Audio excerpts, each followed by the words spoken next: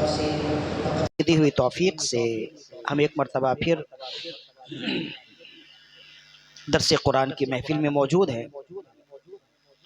क़बल इसके कि गुफ्तगू का आगाज़ किया जाए, एक मरतबा अपने आका व मौला सल्लल्लाहु अलैहि वसल्लम की बारगाह में बुलंद आवाज़ से इंतहाई मोहब्बत व खुलूस के साथ दुरूद व सलाम की नजरानी पेश कीजिए। अल्लाहुम्मा सल्ली अला सय्यिदिना व मौलाना मुहम्मदिन तिब्बिल क़ुलूबि व दवाइहा व आफ़ियतिल अब्दानि व शिफ़ाइहा व नूरिल अबसारी व ज़ियाइहा व रूहिल अरवाहि व ग़िज़ाइहा व अला आलिहि व अस्हाबिहि व बारिक वसल्लम सलातन व सलामन अलैका या रसूलल्लाह सल्लल्लाहु अलैहि व आलिहि वसल्लम। माह रमज़ानुल मुबारक का छठा रोज़ा गुज़र चुका है। दुआ कीजिए कि अल्लाह ताला जिस तरह फ़कत उसने अपने फ़ज़ल व करम से ये चंद रोज़े गुजार दिए, चंद तरावी की नमाज़ें और चंद पारे गुजार दिए, अल्लाह ताला अपने फ़ज़ल से तौफ़ीक़ से बाकी रोज़े भी गुजार दे, बाकी जो तरावी की नमाज़ें हैं, बाकी जो अमाल रमज़ान है खैर व आफ़ियत के साथ अमन व सलामती के साथ गुजार दे। माह रमज़ान में कोई जिस्मानी रूहानी आरिज़ा ना हो, कोई परेशानी ना हो, कोई बीमारी ना हो, कोई तंगी ना हो, सेहत और ताज़गी के साथ खाली व ज़हन होकर अपने रब की बंदगी करने की तौफ़ीक और सआदत अता फरमाए। पहले पारे का इख्तिसारन बयान हमने कर दिया। आज हमने ये इरादा किया कि दूसरे पारे का आगाज़ जिस लफ्ज़ से होता है उस पर गुफ्तगू करेंगे और फिर इसी दूसरे पारे से एक और बयान करेंगे जो ख़ास है, फिर उसके बाद तीसरे पारे की तरफ चले जाएंगे। दूसरा पारा शुरू होता है, जाहिर है कि ये भी सूरह बकरा ही है और सूरह बकरा दूसरे पारे का भी हिस्सा है। तो दूसरा पारा शुरू होता है, सयक़ूलु सुफ़हाउ मिनन्नासी मा वल्लाहुम अन क़िबलतिहुम अल्लती कानू अलैहा क़ुल लिल्लाहिल मशरिक़ वल मग़रिब यहदी मन यशाउ इला सिरातिल मुस्तक़ीम, जिसका तर्जमा है कि अन करीब सयक़ूल, अन करीब कहेंगे बेवकूफ़ लोग कि इन्हें पिछले क़िबले से किसने फेर दिया। कुल लिल्लाहिल मशरिक़ वल मग़रिब, प्यारे हबीब तो तुम कह देना मशरिक़ व मग़रिब सब रब का है।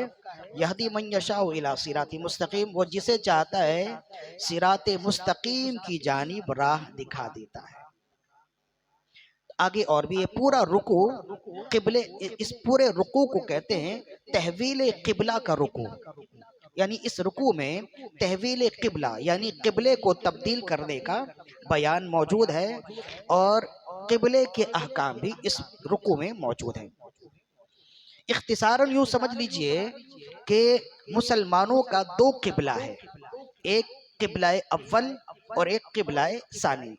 क़िबला अव्वल बैतुल मुक़द्दस है, मस्जिद अक़सा है, और क़िबला सानी बैतुल्ला है, काबा है, मक्का है।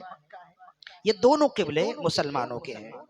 इसी वजह से जब ये कहा जाए कि बैतुल मुक़द्दस तो ईसाइयों का है या यहूदियों का है, तो हम कहते हैं वो किसी का नहीं, वो भी मुसलमानों का ही है। झगड़ा बैतुल मुक़द्दस में यही है, इसलिए कि मक्का तो ख़ास रसूलुल्लाह सल्लल्लाहु अलैहि वसल्लम के साथ ही बतौर क़िबला ख़ास है ना, लेकिन बैतुल मुक़द्दस मस्जिद अक़सा वो तीनों मज़ाहिब के नज़दीक मुक़द्दस सरज़मीन है। तीनों मज़ाहिब के नज़दीक वो क़िबला है। ईसाई भी मस्जिद अक़सा को क़िबला मानते हैं, यहूदी भी मस्जिद अक़सा को क़िबला मानते हैं, और मोहम्मद रसूलुल्लाह सल्लल्लाहु अलैहि वसल्लम के चाहने वाले भी मस्जिद अक़सा को क़िबला मानते हैं, मुक़द्दस सरज़मीन मानते हैं। हमारी हदीस रसूलुल्लाह का फरमान है ना भाई, 3 मस्जिदों में नमाज पढ़ना सवाब को ज़्यादा कर देता है। बैतुल्ला में नमाज पढ़ेंगे तो 1 लाख नमाजों के सवाब के बराबर, मस्जिद नबवी में नमाज पढ़ेंगे 50,000, मस्जिद अक़सा में नमाज पढ़ेंगे 25,000। तो ये 3 मस्जिदें हैं जो मुक़द्दस और मुअज़्ज़म मस्जिद हैं। उन मस्जिदों में झगड़ा मस्जिद अक़सा के साथ ही है और ये शुरू से है। ईसाई कहते हैं कि हमारी सरज़मीन है और हमारे जितने अंबिया किराम तशरीफ़ लाए वो इधर ही आए, फ़लस्तीन में आए, मस्जिद अक़सा को ही उन्होंने मरकज़ बनाया, लिहाजा अंबिया किराम के मज़ारात भी वहाँ मौजूद हैं, अंबिया किराम की निशानियाँ भी वहाँ मौजूद हैं।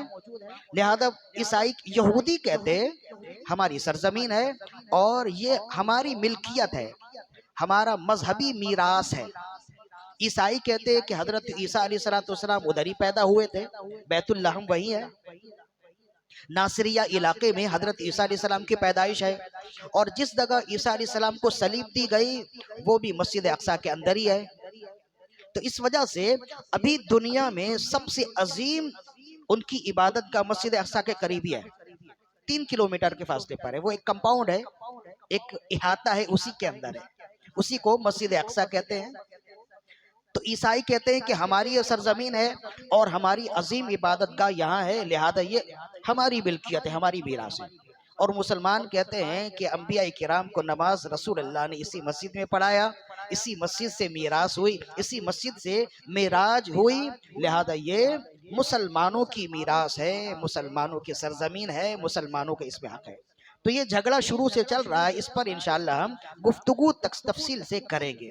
معاملہ یہ ہے کہ مسجد اقصی رسول اللہ صلی اللہ علیہ وسلم نے جب نماز کا معاملہ کیا، یعنی معراج سے جب آپ آئے تو نماز کا آغاز ہوا نا مکے میں ہی، تو نماز کا آغاز ہوا تو مسلمان اور خود رسول اللہ صلی اللہ علیہ وسلم مسجد اقصی کی طرف رخ کر کے نماز پڑھتے رہے 17 مہینوں تک، یعنی قریباً 1.5 سال تک خود رسول اللہ صلی اللہ علیہ وسلم اور مسلمان بھی مسجد اقصی کی طرف رخ کر کے نماز پڑھتے رہے۔ اور پھر تحویل قبلہ کی یہی والی آیت نازل ہوئی تو پھر رسول اللہ نے قبلہ تبدیل کر لیا، مسجد اقصی سے بیت اللہ کی طرف قبلہ کر دیا گیا۔ اب اس کا تاریخی پس منظر یوں سمجھ لیجئے کہ مسجد اقصی شروع سے قبلہ نہیں ہے، شروع سے انسانیت کے قبلہ بیت اللہ ہی ہے۔ یہ بھی سمجھ لیجئے کہ بیت اللہ اور مسجد اقصی ان دونوں کو ہمارے باپ آدم علیہ نبی جناب علیہ السلام نہیں بنایا۔ سب سے پہلے بیت اللہ کی تعمیر فرمائی، اور اس کے بعد اس کے 4 سال کے بعد، ایک روایت میں 40 سال کے بعد اللہ تعالیٰ نے آپ کو حکم دیا اور پھر آپ فلسطین گئے، وہاں جا کے مسجد اقصی کی بنیاد رکھی۔ تو دونوں کی تعمیر حضرت آدم علیہ نبی جناب علیہ السلام نے فرمائی ہے، اور آدم علیہ السلام سے لے کر جتنے انبیاء کرام آئے تمام انبیاء کرام کا قبلہ بیت اللہ ہی رہا، بیت اللہ قبلہ رہا، مسجد اقصی قبلہ نہیں تھا، بیت اللہ قبلہ رہا۔ حضرت موسیٰ علیہ السلام کا جب دور آیا تو آپ نے اللہ کے حکم سے بیت اللہ سے قبلہ ہٹا کر مسجد اقصی کی طرف کر دیا۔ تو یہ قبلہ چلتا رہا حضرت عیسیٰ علیہ السلام کے زمانے تک۔ ان دونوں انبیاء کرام کے زمانے کے درمیان میں جتنے انبیاء کرام آئے تمام انبیاء کرام اور ان کے متبعین مسجد اقصی کی طرف رخ کر کے نماز پڑھتے رہے۔ حضرت موسیٰ علیہ السلام کے زمانے سے لے کے عیسیٰ علیہ السلام کے زمانے تک وہ قبلہ مسجد اقصی کو بنا دیا گیا، بیت اللہ کو قبلہ ہٹا دیا گیا۔ پھر جب نبی صلی اللہ علیہ وسلم کا دور آیا تو ظاہر ہے کہ اس دور میں قبلہ مسجد اقصی ہی تھی، تو اسی کو قبلہ رسول اللہ صلی اللہ علیہ وسلم نے بھی بنایا اور اسی کی طرف رخ کر کے نماز پڑھتے رہے۔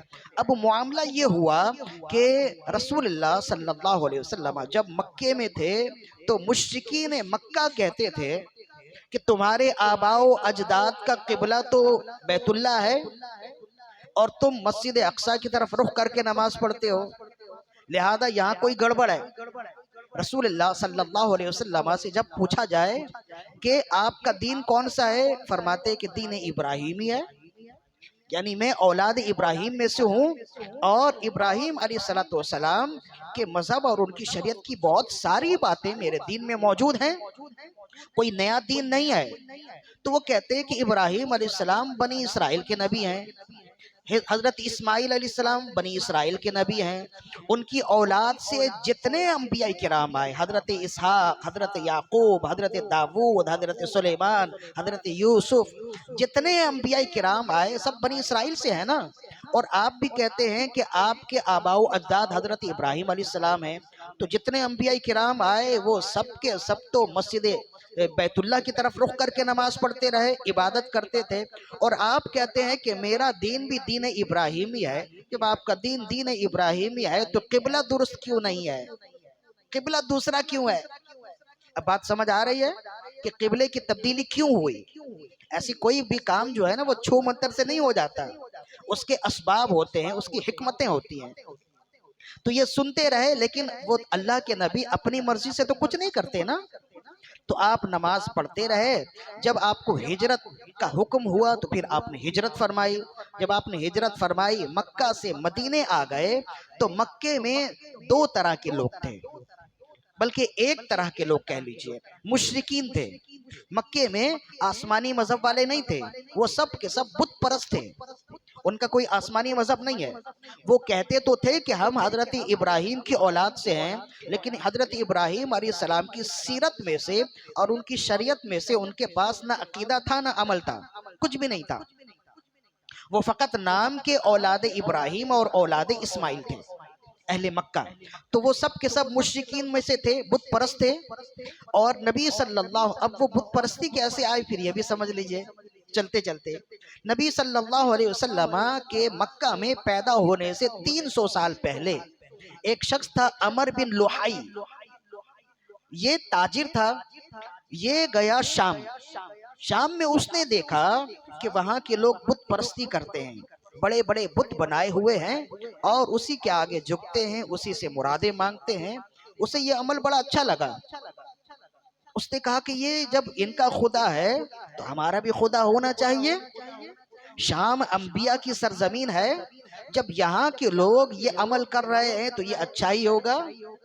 تو یہ جو عقیدہ ہوتا ہے نا ہمارا کہ وہاں کے لوگ، سعودیہ کے لوگ، عرب کے لوگ جو عمل کر رہے ہیں، جو عقیدہ ہے وہ اچھا ہی ہوگا، ایسا نہیں ہے۔ وہ ہم نے پہلے بھی کہا، مکہ اور مدینہ ہماری عقیدتوں کا مرکز ہے، عقیدے کا مرکز نہیں ہے۔ ہمارے عقیدے کا مرکز قرآن و سنت ہے۔ تو گڑبڑ یہی ہوتی ہے کہ وہ لوگ کر رہے ہیں، وہاں کے رہنے والے یہ عمل کر رہے ہیں تو یہ اچھا ہی ہوگا، تو کسی شخص کے لیے ہمارا عمل نہیں ہے، ہم قرآن و سنت پہ جو عمل دیکھتے اسی کے تابع ہیں اور وہی ہمارے لیے کافی ہے۔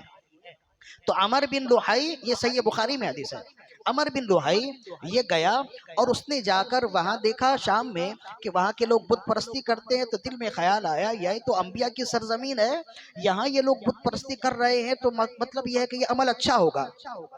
تو یہاں کے لوگ جب یہ اچھا عمل کر رہے ہیں تو مجھے چاہیے کہ میں بھی اپنے علاقے کے لیے لے چلوں۔ تو وہاں سے ایک بت اٹھا کر لے آیا اور لا کر اس نے بیت اللہ کے صحن میں رکھ دیا، اور اس نے کہا کہ یہی خدا ہے جس کے آگے ہم نے جھکنا ہے، اس لیے کہ انبیاء کے سرزمین میں میں نے دیکھا ہے کہ وہاں کے لوگ اسی کی پرستش کرتے ہیں، لہذا انبیاء کے سرزمین میں جب ایسا ہوتا ہے تو تمہیں بھی ایسی کرنا چاہیے۔ تو وہاں سے اس نے بت پرستی کا آغاز کیا، اور یہ نبی صلی اللہ علیہ وسلم کی ولادت سے 300 سال پہلے ہوا، ورنہ اس سے پہلے تمام کے تمام لوگ دین ابراہیمی میں تھے اور موحد تھے۔ جیسے کہ شاہ ولی اللہ محدث دہلوی رحمۃ اللہ علیہ نے لکھا ہے، اسی وجہ سے رسول اللہ صلی اللہ علیہ وسلم نے ارشاد فرمایا، صحیح بخاری میں آپ نے فرمایا کہ میں نے عمر بن لوحائی کو دیکھا، وہ نماز استسقاء آپ پڑھا رہے تھے، تو نماز استسقاء پڑھاتے ہوئے آپ پیچھے ہوئے آگے گئے، تو نماز جب ختم ہوئی، نماز استسقاء تو سمجھتے ہیں نا، سورج گرہن کی نماز، تو رسول اللہ صلی اللہ علیہ وسلم محراب میں یہ نماز پڑھا رہے تھے، تو آپ کبھی آگے گئے پھر پیچھے آئے، تو نماز کے بعد جب لوگوں نے پوچھا یا رسول اللہ نماز کے دوران ایک مرتبہ آپ آگے گئے ایک مرتبہ پیچھے آئے، اس میں کیا حکمت ہے؟ آپ نے فرمایا کہ میں نے نماز کے دوران سامنے دیوار میں جنت اور دوزخ کو دیکھا، تو جب جنت کی نعمتوں کو دیکھا تو میں آگے بڑھا کہ ایک آدھ پھل توڑ لوں تاکہ تمہیں کھلاؤں، پھر خیال آیا نہیں یہ غیب ہے، اسے غیب ہی رہنا چاہیے، اہل ایمان جب جنت میں جائیں گے جب ہی کھائیں گے۔ اور جیسے ہی میں نے دوزخ کی جانب توجہ کی تو اس کی آگ قریب آتی ہوئی نظر آئی، تو پھر میں پیچھے ہو گیا، تو اسی وقت آپ نے فرمایا اس آگ میں نے عمر بن لوحائی کو جلتے ہوئے دیکھا ہے، وہ اپنی اتڑیاں سمیٹے ہوئے دوزخ کی آگ میں جل رہا ہے، اور یہ اس کی سزا ہے۔ اس کی وجہ یہ ہے کہ عرب میں سب سے پہلے اس نے بت پرستی کا آغاز کیا تھا۔ بات کہاں سے کہاں نکل گئی؟ تو مکہ میں اب وہ کہنے لگے، مکے میں جو لوگ تھے نا، بات یہاں سے چلی تھی کہ وہ مشرک تھے، تو وہ ایک ہی مذہب تھا نا ان کا، اب اللہ نے حکم فرمایا کہ حبیب اب ہجرت کرو، تو آپ ہجرت فرما کر مکہ سے مدینہ تشریف لے آئے۔ جب آپ مدینے میں آئے تو پھر 4 طرح کے لوگ تھے، 4 عقیدے کے لوگ، ایک عقیدے کے نہیں، 4 عقیدے۔ ایک تو مشرکین تھے، دوسرے یہودی تھے، تیسرے عیسائی تھے اور چوتھے منافقین تھے۔ ان چاروں کا مقابلہ کرنا تھا۔ تو جب تک رسول اللہ مکے میں رہ کر نماز ادا فرماتے رہے تو مشرکین مکہ کہتے رہے کہ یہ کہتے ہیں کہ ان کا دین دین ابراہیمی ہے۔ جب ان کا دین دین ابراہیمی ہے تو قبلہ قبلہ ابراہیمی کیوں نہیں ہے؟ قبلہ کیوں دوسرا ہے؟ لہذا وہ شک کرتے اور اہل ایمان کو کے دلوں میں شکوک و شبہات ڈالتے۔ اس کا کوئی جواب نہیں تھا۔ جب ہجرت ہوئی، جب آپ آئے اور جب آپ مدینے آئے تو مدینے آنے کے بعد آپ نے فرمایا کہ ایک رب ہے، نہ کوئی دین ہے نہ کوئی مذہب ہے۔ ان الدین عند اللہ الاسلام، اللہ کے نزدیک اگر دین ہے تو دین اسلام ہے۔ ایک اللہ کی عبادت کی جائے گی اور ایک مذہب پر یقین رکھا جائے گا، مذہب اسلام ہے۔ نہ منافقین کا کوئی مذہب ہے، نہ عیسائیوں کا کوئی مذہب ہے، نہ یہودیوں کا کوئی مذہب ہے۔ میرے آنے کے بعد دین ابراہیمی کے احکام بھی منسوخ، دین یہودیوں کے احکام بھی منسوخ، دین اسماعیلی اور دین عیسائی کے یعنی عیسائی مذہب کے احکام بھی منسوخ ہو گئے، ان کی کتابیں بھی منسوخ ہو گئی۔ اب اگر شریعت ہے تو دین اسلام کی شریعت ہے، اب اگر کتاب کی بات کی جائے گی تو قرآن مجید کی بات کی جائے گی۔ جب آپ نے تمام مذاہب کا انکار کر دیا تو اب یہودی اور عیسائی کہنے لگے، مسلمانوں سے کہنے لگے تمہارے نبی تو عجیب ہیں، ہماری مخالفت کرتے ہیں اور نماز ہمارے قبلے کی طرف رخ کر کے پڑھتے ہیں۔ وہاں بات الگ تھی، اب یہاں دوسری بات آ گئی۔ وہ کہتے ہیں کہ یہودی کوئی مذہب نہیں ہے، عیسائی کوئی مذہب نہیں ہے، میرا مذہب اپنا ہے، اور بے شک حقیقی معنوں میں یہی ایسے یہ حق ہے، سچ ہے۔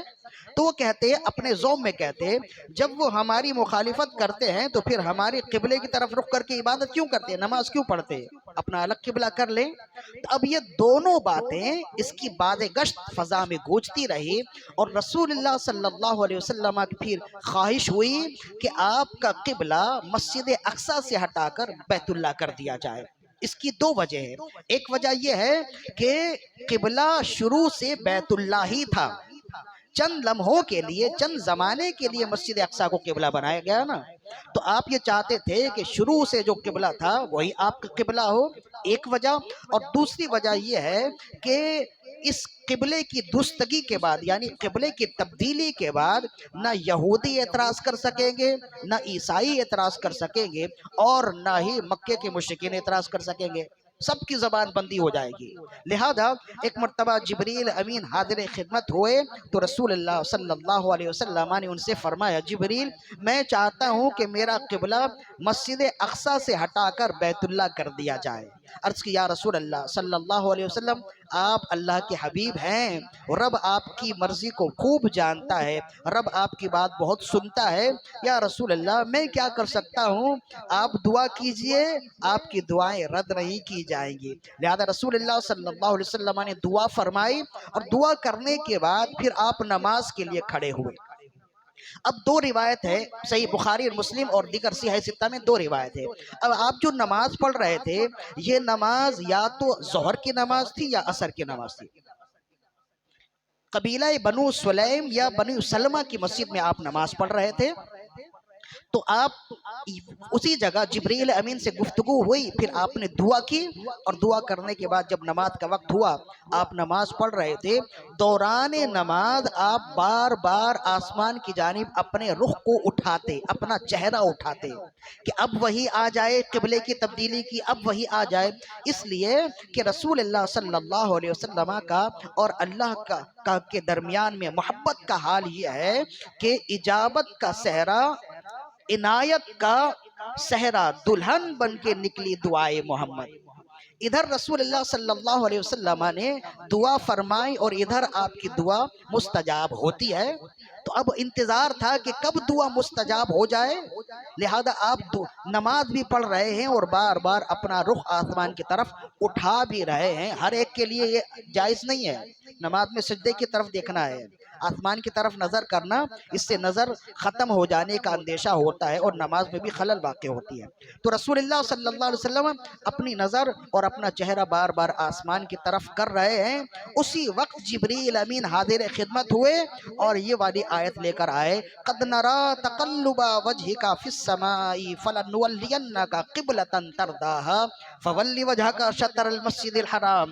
پیارے حبیب، ہم بار بار آپ کا چہرہ آسمان کی طرف اٹھتا ہوا دیکھ رہے ہیں وہی کے انتظار میں، لہذا تم ابھی اپنا رخ مسجد حرام کی طرف پھیر دو،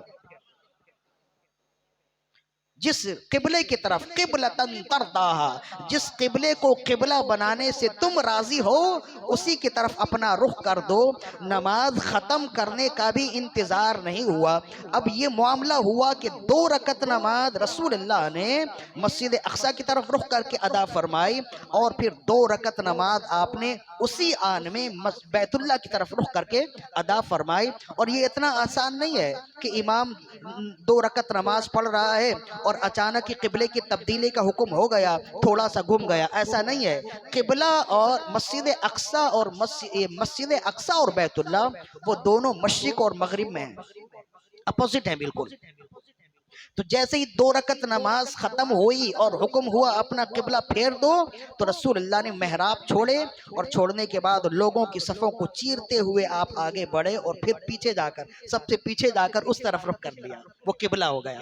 جب لوگوں نے دیکھا کہ رسول اللہ نے اپنا چہرہ گھما لیا، اپنا چہرہ پھیر لیا، تو پھر دوبارہ صفیں الٹی بن گئی، اس طرف کی بن گئی۔ تو وہ مسجد جو ہے، آج اس مسجد کا نام مسجد قبلتین ہے۔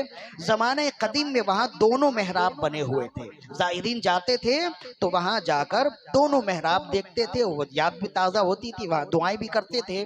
اب اس زمانے میں وہ محراب کی جگہ بند کر دی گئی، اس لیے کہ وہاں زیادہ تر اکثر و بیشتر اب بے ادب لوگ ہیں۔ تو جس جگہ رسول اللہ نے نماز پڑھائی اسی جگہ بڑا سا دروازہ بنا دیا گیا، لوگ آنا جانا کرتے ہیں، وہ محراب کی جگہ ختم کر دی۔ ہاں، اس دروازے کے اوپر، چھت کے اوپر ایک جائے نماز جیسی بنا دی ہے، تاکہ یہ نشانی رہے کہ یہ جگہ دروازے کی نہیں تھی بلکہ محراب کی جگہ تھی۔ تو وہاں جائیں، وہاں جا کر دعا کرتے ہیں، وہاں جا کر 2 مقام پر اللہ تعالیٰ آپ کو لے جائے اور آپ جا کر دعا کریں۔ 2 مقام پر دعا کرنے کا بڑا لطف آتا ہے۔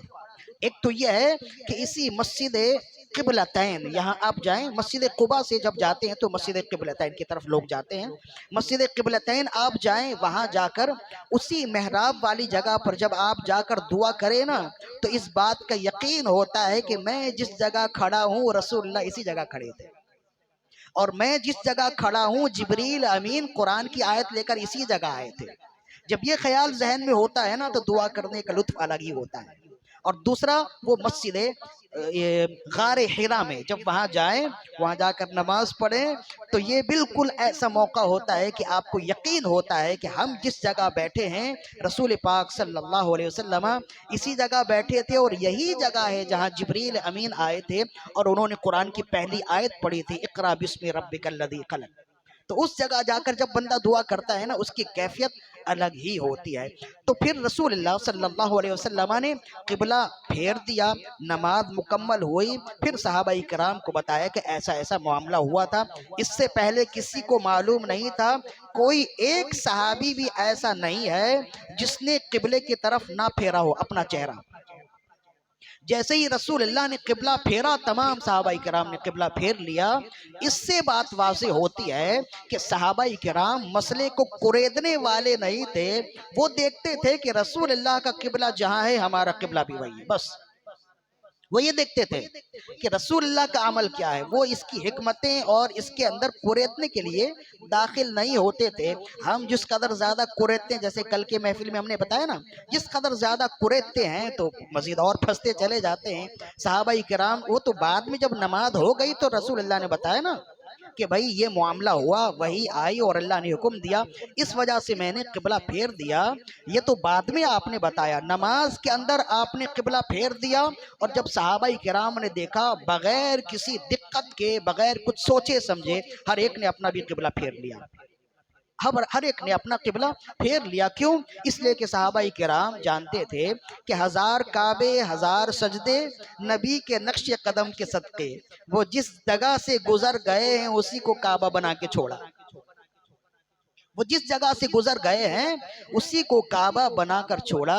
میری زندگی بھی عجیب ہے، میری بندگی بھی عجیب ہے، جہاں مل گیا تیرا نقش پا وہیں میں نے کعبہ بنا دیا۔ تو صحابہ کرام رضوان اللہ علیہم اجمعین کا یہ عمل تھا۔ میرے خیال سے وقت ہو گیا ہے، ابھی بات بہت ساری باقی ہے، بس کریں، بات بہت ساری ہے ابھی، اس میں ہم نے اس کی مزید اور حکمتیں بیان کرنی۔ یہ تو ہم نے پیچھے کا بتایا تاکہ معلوم ہو جائے تحویل قبلہ کی حکمت کیا تھی، کہ کوئی بھی کام چھو منتر سے نہیں ہوتا، اچانک سے نہیں ہوتا، اس کی حکمتیں ہوتی ہیں۔ تو یہ حکمتیں تھیں جو میں نے اختصاراً بتا دیے۔